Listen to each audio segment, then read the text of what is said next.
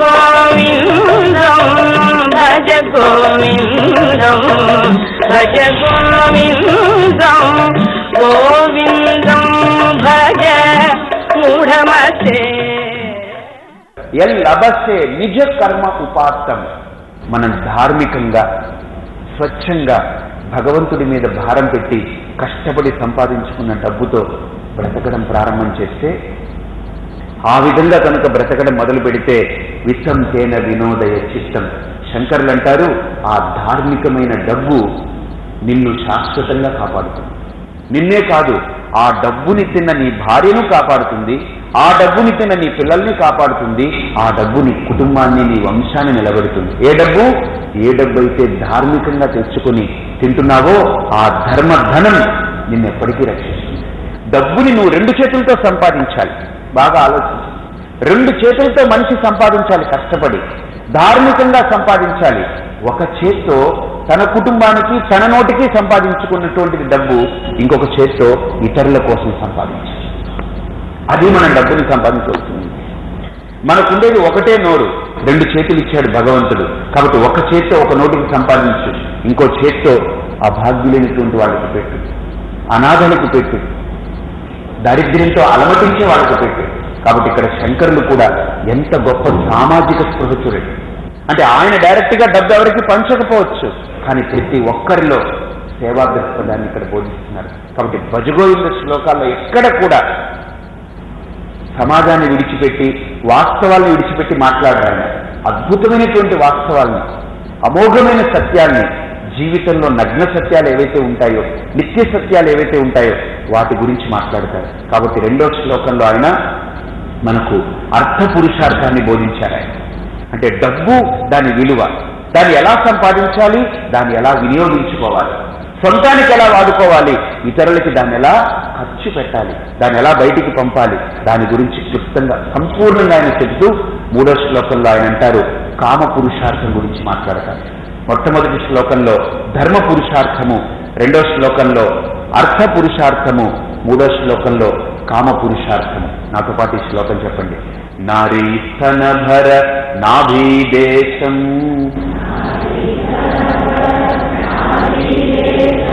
దృష్ట్వా మాగా మోహావేశం నారీ స్తనభర నాభీదేశం దృష్ట్వా మాగా మోహావేశం నారీ దృష్ట్వా మాగా ఏతన్మాంసవసాది వికారం మనసి విచింతయ వారం వారం భజ గోవిందం భజ గోవిందం గోవిందం భజ మూఢమతే భజ గోవిందం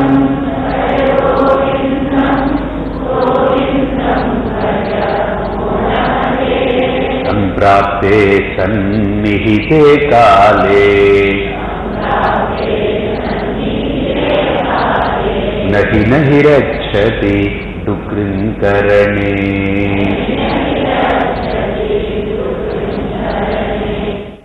ఇక్కడ ఈ శ్లోకాన్ని చదవగానే చాలా మంది అంటారు, శంకరాచార్యుల వారు స్త్రీ జాతిని విమర్శించారు, స్త్రీలంటే ఆయనకు అసహ్యం, స్త్రీలంటే ఆయనకు గిట్టదు, అందుకనే నోటుకొచ్చినట్టు మాట్లాడారు అని చాలా మంది కూవిమర్శ చేస్తారు. శంకర్లు ఆ రోజే చెప్పారు, ఎప్పుడు 100 సంవత్సరాల క్రితం, అసలు ఈ ఊహ కూడా వచ్చుండదు. ఆ రోజుల్లో ఆయన రాశారు, నారీ స్తనభర నాభీదేశం దృష్ట్వా మాగా మోహావేశం. ఈరోజు చాలా మంది ఏమిటోనండి, సమాజం అంతా కుళ్ళిపోయిందండి, సమాజం అంతా నాశనం అయిపోయింది. ఎందుకు కుళ్ళిపోతుంది సమాజం? ఆకాశం బాగుంది, గాలి బాగుంది, నిప్పు బాగుంది, నీళ్లు బాగున్నాయి, భూమి బాగుంది, చెట్లు పుట్టలు కొండలు నదులు వాగులు వంకలు అన్నీ బాగున్నాయి, సముద్రం బాగుంది, పక్షులు బాగున్నాయి, చీమలు బాగున్నాయి. ఎక్కడ కుళ్ళిపోయిందండి సమాజం? మనిషిలో కుళ్ళడం మొదలుపెట్టి కుళ్ళు మనిషిలో బయలుదేరింది. సమాజం ఎప్పుడు కుళ్ళలేదు.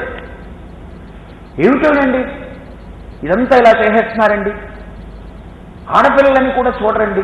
ఒక్కటి ఆలోచించండి, ఆడపిల్లల్ని ఎంత సంస్కారవంతంగా తల్లిదండ్రులు పెంచాలి అంటే, ఈరోజు ర్యాంప్ వాక్, బ్యూటీ కాంటెస్ట్. ఇప్పుడు ఒక స్త్రీ తన అందాన్ని ప్రపంచానికి చూపించి తన అందగత్తె అని ముద్ర ఎంచుకోవాలండి. ఒక స్త్రీ అందగత్తె అని ప్రపంచం గుర్తించాలా, తన భర్త గుర్తించాలా?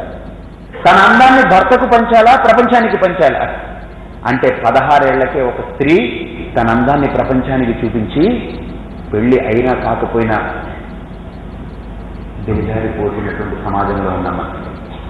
దానికి తల్లిదండ్రులు కూడా ఆ షోలోకి వెళ్ళి కూర్చుంటారు. వాళ్ళు తాను కన్న తన పిల్ల ఆ ర్యాంప్ మీద బట్టలు లేకుండా సగం సగం నగ్నంగా అలా నడిచొస్తుంటే ఈ తండ్రి ఈ తల్లి చూస్తుంటారు. నిజంగా తండ్రికి కూడా చిన్నపిల్ల 2 ఏళ్ళు 3 ఏళ్ళు వచ్చేస్తే ఆడపిల్లకి ఆ పిల్లని బట్టలు లేకుండా చూడకూడదు, తండ్రికి కూడా చూడకూడదు. ఒక తల్లికి మాత్రమే అర్హత. తల్లికి కొడుకునైనా చూడొచ్చు, కూతురునైనా చూడొచ్చు, బికాజ్ తల్లి అమ్మ. ఆ అర్హత తండ్రికి కూడా లేదు. ఇదిగో నా కూతురు ఇంత అందంగా ఉందని ప్రపంచానికి చెప్పుకుంటున్నారు. తర్వాత మళ్ళీ యాసిడ్ దాడులు చేశారు, లేకపోతే కత్తితో పొడి చంపాడు, బ్యాడ్తో కొట్టి చంపాడని మనం మళ్ళీ పెద్ద చర్చా వేదికలు ఇవన్నీ పెట్టుకుంటాం. నో డౌట్ వీళ్ళు చేసే పనులు తప్పని నేను కరెక్ట్ అని నేను చెప్పను. కానీ బేసిక్గా తల్లి తండ్రిలో ఆ సంస్కారం ఉండాలి. ఆ పిల్లల్ని పెంచే సంస్కారం తల్లి తండ్రిలో ఉండాలి. ఒక మొక్కను రైతు ఎంత జాగ్రత్తగా పెంచితే అందమైన ఫలాలు, రుచికరమైన ఫలాలు, మంచి చెట్టుగా ఎదుగుతుందో ఆలోచించండి. ఒక బంగారాన్ని కంసాలికి ఇస్తే వాడు ఎంత చాకచక్యంగా దాన్ని చక్కగా కాల్చి దాన్ని నలక్కొట్టి దాంట్లో వజ్రాలు పొదిగి వైడూర్యాలు పొదిగి అందంగా ఒక సువర్ణాన్ని ఆభరణాన్ని తయారు చేస్తాడో, అలాగనే మీ బిడ్డల్ని అందంగా అర్థవంతంగా పరమార్థంతో పెంచే సంస్కారం తల్లి తండ్రికి ఉండాలి. అది లేకపోతే ఆ తల్లి తండ్రి దయచేసి ఇంకా కనద్దు, పిల్లలు ఇబ్బంది ఏం లేదు, మీరు కనకపోతే నష్టమేం లేదు. కాబట్టి ఇక్కడ శంకర్లు అన్నారని మనం ఆయన విమర్శించడం కాదు. ఈరోజు సమాజం అంతా మనుష్యులందరూ మనుష్యుల్ని విమర్శించుకునే స్థాయికి దిగజారిపోయాం. మనల్ని మనమే తిట్టుకుంటున్నాం. మళ్ళీ ఏమంటున్నాం, సినిమాల వల్ల పాడైపోయారండి, లేకపోతే దాని వల్ల పాడైపోయారండి, ఇంటర్నెట్ వల్ల పాడైపోయారండి, ఇంకోటి వల్ల పాడైపోయారండి, దాని వల్ల పాడైపోయారండి. యంత్రాల మీద, వాటి మీద, వీటి మీద, అన్నిటి మీద పాడైపోయారంటున్నాం. అసలు పాడవడానికి అవకాశం మీరు ఎందుకు కలిగిస్తున్నారు? ఒక తల్లి తండ్రిగా మీ బాధ్యత ఏమిటి? మీ కర్తవ్యం ఏంటి? మీ రోల్ ఏంటి? అంటేనండి మేము అలా కనిపెట్టుకుని కూర్చోగలమండి? ఎస్, నీకు కూతురు పుడితే ఆ కూతుర్ని ఇంకో చేతిలో పెట్టి ఇమాం కన్యాం కనక సంపన్నాం కనకాభరణైర్యుతాం దాస్యామి విష్ణవే తుభ్యం బ్రహ్మలోక జిగీషయాన్ని కన్యాదానం చేసి ఇంకోటి చేతిలో పెట్టేదాకా నీ కూతుర్ని ఆహారహారము కూడా కంట్లో ఒత్తులేసుకొని కాపాడుకోవాల్సిన బాధ్యత తండ్రిది, ఇంట్లో కాపాడుకోవాల్సిన బాధ్యత తల్లిది. అది తల్లిదండ్రి యొక్క బాధ్యత. అది మరిచిపోయి కన్నామండి మేము 24 గంటలు కాపాడుతూ ఉండగలవా? కాపాడుతూ ఉండకపోతే ఎందుకు కన్నారు? నేను ఎవడు కనమన్నాడు? కన్నారు, తగలడింది, ఎందుకు మీరు బాధపడిపోవడం? ఒక ఆవిడ మేము బాధపడితే కదండి పోయింది, అది పోయింది, చాలా మంచి, ఇంకెందుకు ఈ చర్చా వేదికలు? కాబట్టి ఇక్కడ శంకరులు ఒక మాట అన్నారు అని అంటే, ఈరోజు సమాజంలో జరిగే సంఘటనలన్నీ చూడండి. ఒకడెళ్ళి ఒక ఆడపిల్ల మీద యాసిడ్ పోసేస్తాడా ప్రేమించలేదని? ఒక చర్చా వేదికలో చాలా అద్భుతమైన క్వశ్చన్ ఒక ఆవిడ అడిగిందనమాట. తల్లి తండ్రి ప్రేమిస్తారు కదా పిల్లల్ని, ఆ పిల్లలు ఆ తల్లి తండ్రి మాటని జవదాటితే వాళ్ళు యాసిడ్ పోస్తారా? లేదు, వాళ్ళు ప్రేమించారు, వీడు ప్రేమించాడు. ఇప్పుడు ఆ పిల్ల నేను ప్రేమించట్లేదంటే యాసిడ్ పోసేస్తాడా? అంటే నేను ప్రేమించట్లేదు అంటే యాసిడ్ పోసేస్తాడా? లేకపోతే చంపేస్తాడా? లేకపోతే నరికేస్తాడా? ఇదేనా సమాజం? అంటే నేను నిన్ను ప్రేమించట్లేదు అని అంటే ఇంక వీడు చంపేయడమే. ఎవరిచ్చారండి హక్కులాగా? దీనికి అంతటికి కారణం మూలం దగ్గరికి వెళ్ళండి. పిల్లలకి కారకుడు తల్లి తండ్రి. ఆ తల్లి తండ్రి సంస్కారాన్ని ఆ పిల్లల్లో నింపాలి, అణువణువు నింపాలి. అందుకనే మీ పిల్లల యొక్క గీత బాగుండాలి అని అంటే పుట్టినప్పుడే భగవద్గీతను చేతికి పట్టించండి. వీటన్నిటికీ మూల కారణం ఈరోజు మన ధర్మం ఏంటో, మన సాంప్రదాయం ఏంటో, మన సంస్కృతి ఏంటో, మన సనాతనమైనటువంటి ఆచారం ఏంటో మనకు అర్థం కాకపోవడం వల్లనే ఇన్ని అనర్థాలకి దారి తీస్తున్నాయి. అందుకని ఇక్కడ శంకరులు అంటారు, నేను ఎప్పుడూ స్త్రీని విమర్శించను. శంకరులు ఎప్పుడూ స్త్రీని విమర్శించలేదు. నిజంగా ఆయనకి వాళ్ళ అమ్మంటే ఎంత ప్రేమ. ఒక సన్యాసి ఒకసారి సన్యాసం తీసుకున్న తర్వాత ఇంకా తల్లి తండ్రి అన్నిటినీ విడిచిపెట్టాలి, ఇంకా ఉండరు వాడికి. అటువంటి శంకరులు, సాంప్రదాయానికి ప్రతిరూపమైనటువంటి శంకరులు వాళ్ళ అమ్మకు ప్రతిజ్ఞ ఇస్తారమ్మా, నీకెవ్వరు లేరుగా, నేనున్నాను, నీకు ఆఖరి ఘడియల్లో నేను వస్తానంటారు. ఆయన ఎక్కడో కాశ్మీరంలో ఉంటారు, కేదార్నాథ్లో. వాళ్ళమ్మ కేరళలో ఉంటుంది. ఆఖరి ప్రాణం పోయే సమయానికి శంకరులకి ధ్యానంలో స్ఫురిస్తుంది. వెంటనే అక్కడి నుంచి వచ్చేస్తారు. తల్లిని ఒడిలో పెట్టుకుంటారు. ఆ అమ్మను అడుగుతారు, అమ్మా నేను ఈ జీవితంలో ఏ తల్లి ఆ కోరిక తీర్చదు కదా కొడుక్కి, నేను పెళ్లి చేసుకుంటానంటే నాయన చక్కగా పెళ్లి చేసుకునైనా పైకిరా, పిల్లల్ని కను, సంపాదించు, ఆనందంగా ఉండని దీవిస్తుంది. కానీ నేను సన్యాసం తీసుకుంటాను అనంటే నువ్వు ఏదో రకంగా కష్టమో నష్టమో ఒప్పుకున్నావు కదమ్మా, నువ్వు నా కోరిక తీర్చావు కదా, నీకేదైనా కోరికుంటే అడుగమ్మా, నేను తీరుస్తానంటాడు. ఆవిడ అంటుంది ఆఖరిగా ప్రాణం పోతూ, శంకరా నువ్వంటే సాక్షాత్తు పరమశివుడు అట కదా, లోకమంతా చెబుతుంది నీ గురించి, నేను పరమశివుణ్ణి కన్నానా, నాకొక్కసారి శ్రీమన్నారాయణుని చూడాలనుందయ్యా. ఎందుకు? శివుడు నువ్వే కదా, నేను చూడక్కలేదు ఇంకా శివుణ్ణి, నువ్వే కదా, నాకొక్కసారి ఆ నారాయణుని చూడాలనుంది అనంటే శంకరులు నవ్వుకుంటారట. నవ్వుకుని వాళ్ళ అమ్మకు ఆ దర్శనం చేయిస్తారు. ఆ తర్వాత ఆవిడికి క్రమముక్తినిచ్చి బ్రహ్మలోక ప్రాప్తినిచ్చి ఆయన శంకరులు ఆవిడ ప్రాణాన్ని పూర్తిగా బ్రహ్మరంధ్రం ద్వారా తీసేసి ఆ దేహం పడిపోయిన తర్వాత ఆయన ఊరందరికీ చెప్తారట, ఊరిలో కబురు పంపుతారట, ఇలా మా అమ్మ పోయింది, ఇలా మీరు వచ్చి దహనానికి సహకరించండి. ఆ ఊరంతా శంకరుని వెలవేసేది. వీడు సన్యాస, భ్రష్టు పట్టాడు, వీడంతా సంప్రదాయాన్ని నాశనం చేశాడు, తల్లి పోయిందనంటే మమకారం చావలేదు, ప్రేమ తల్లి ప్రేమ చంపుకోలేదు, వీడేం సన్యాసి అని ఊరంతా వెలవేస్తే ఆయన ఒక్కడే వాళ్ళ అమ్మని తీసుకెళ్తాడు. దీనికి తగ్గట్టుగా వర్షం పడుతూ ఉంటుంది. పెరట్లోకి తీసుకెళ్తాడు. పచ్చి అరటి చెట్లుంటాయి, వాటిని నరుకుతాడు. పచ్చి అరటి చెట్లు నరుకుతారు ఆయన, అవి పేరుస్తారు, అదే చితి. అక్కడ అమ్మని పెడతారు, యోగాగ్నిని ఉత్పత్తి చేస్తారు ఆయన. ఆవిడ కాలుతుంది, ఊరంతా వర్షం పడుతుంది, ఆయన పెరట్లో మాత్రం పడదు. అది శంకరుల యొక్క ప్రాణం, అది శంకరుల యొక్క తపస్సు, ఆ తల్లి ప్రేమ లాంటిది. అటువంటి శంకరులు ఒక స్త్రీని విమర్శిస్తారండి? ఒక స్త్రీని అలా చూస్తారా? చూడరు. ఈ స్త్రీని అంగడి బొమ్మగా చెయ్యొద్దు, స్త్రీని భోగబుద్ధితో చూడొద్దు. నిజంగా ఒక స్త్రీ అంటే ఎంత గొప్ప అక్షరం తెలుసండి. మహిళ అని ఒక పేరుంది, ఆడది అని ఒక పేరుంది, అబల అని ఒక పేరుంది, ఎన్నో పేర్లున్నాయి స్త్రీకి కదా. కానీ స్త్రీ అనే అక్షరానికి ఉండే గొప్ప అర్థం నాకు బాగా ఇష్టం. ఆ స్త్రీ అనే అక్షరం చూడండి, దాంట్లో సా అని ఒకటి ఉంటుంది, తా పొల్లు ఉంటుంది, కింద రేఖ ఇలా అర్ధచంద్రాకారంలో రాస్తారు, పైన ఈ అని గుడి దీర్ఘం రాస్తారు. మీరు చూడండి దీంట్లో ఎంత అర్థం ఉందో. ఒకే అక్షరం ఎన్నిటినీ దాచిపెట్టారు చూడండి. సా అంటే సత్వగుణము, తా అంటే తమోగుణము, రేఖ రా అంటే రజోగుణము. సత్వరజస్తమో గుణాలు ఉంది. ఎవరైతే సత్వరజస్తమో గుణాల్ని అతిక్రమించారో, రజోగుణాన్ని తమోగుణాన్ని దాటి సత్వగుణాన్ని కూడా దాటి పైకెళతారో అక్కడ ఈ అనేటువంటి గుడి దీర్ఘం ఉంది. ఏం తెలుసండి? ఈ అంటే ఈశ్వరుడు అని అర్థం. ఈ మూడు గుణాల్ని దాటిన వాడు పరమాత్ముని పొందుతాడు అని. నిజంగా ఈ మూడు గుణాల్ని దాటాలి అని అంటే ఏ మగవాడికైనా ఒక స్త్రీ ఉంటేనే వాడు ఈ మూడు గుణాన్ని దాటగలడు. అందుకని స్త్రీ ఉండాలి.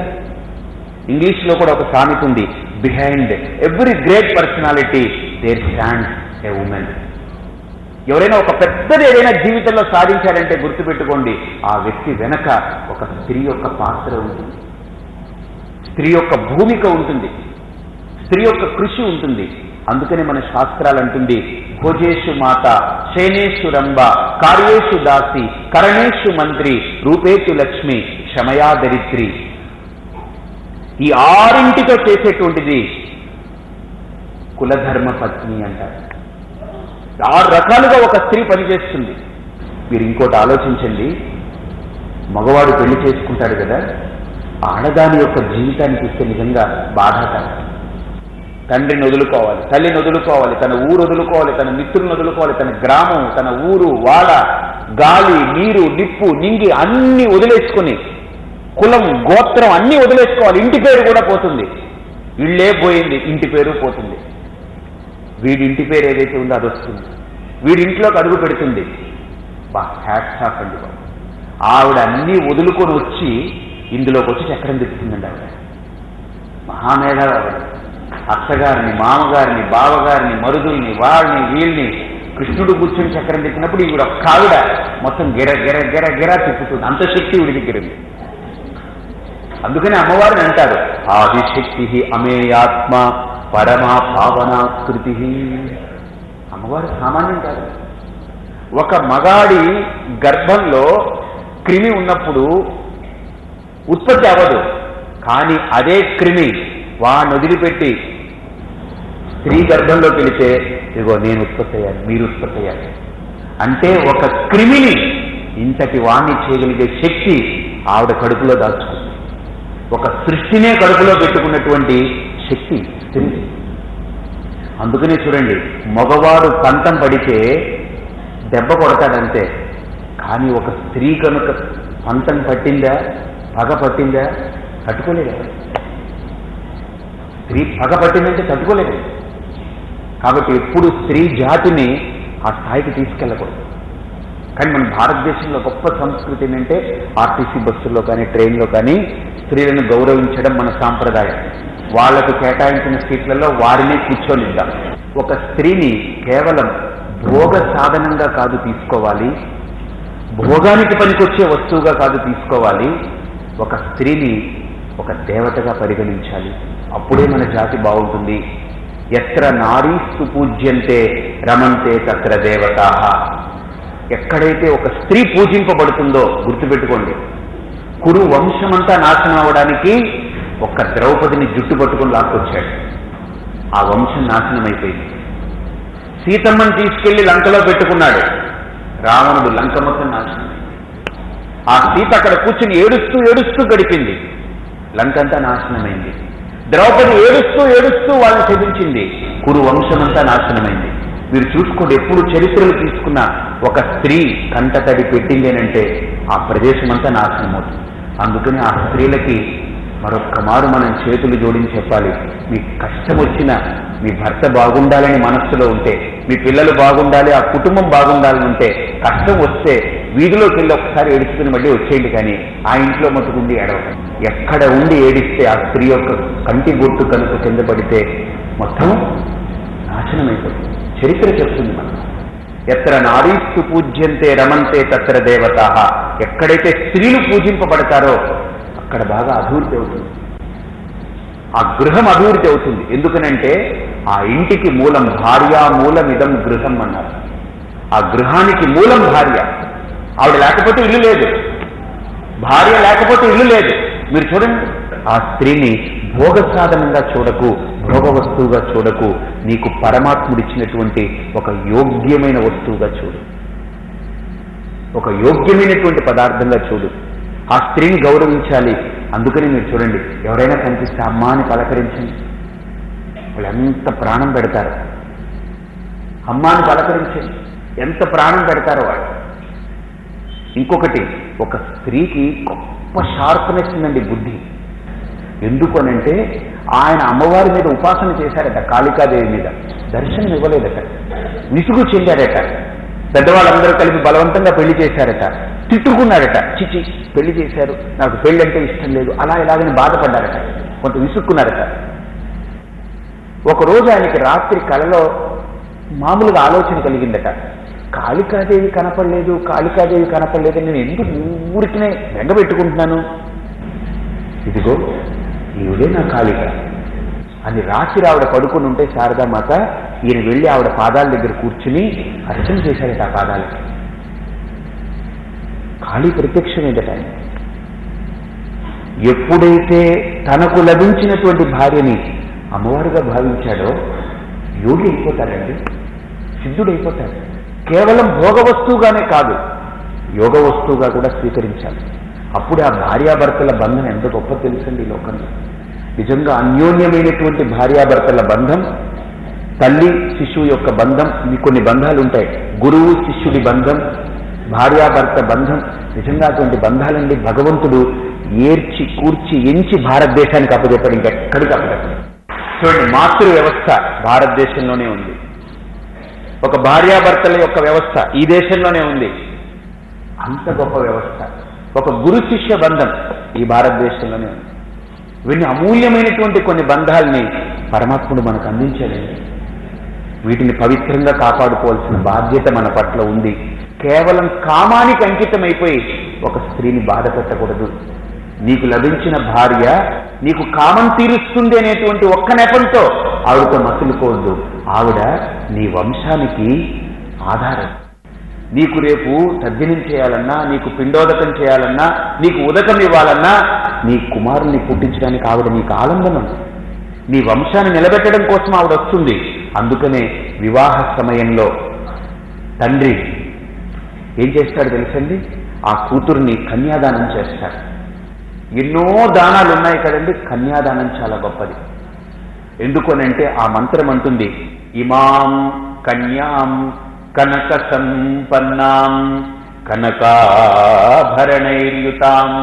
దాస్యామి విష్ణవే తుభ్యం బ్రహ్మలోక జిగీషయా. అయ్యా, నువ్వు నాకు విష్ణు స్వరూపం, ఇదిగో నా కన్యను నీకు దానం చేస్తున్నాను. ఎందుకని? ఈ కన్యాదానంతో నేను బ్రహ్మలోక ప్రాప్తి కావాలి. భజ గోవిందం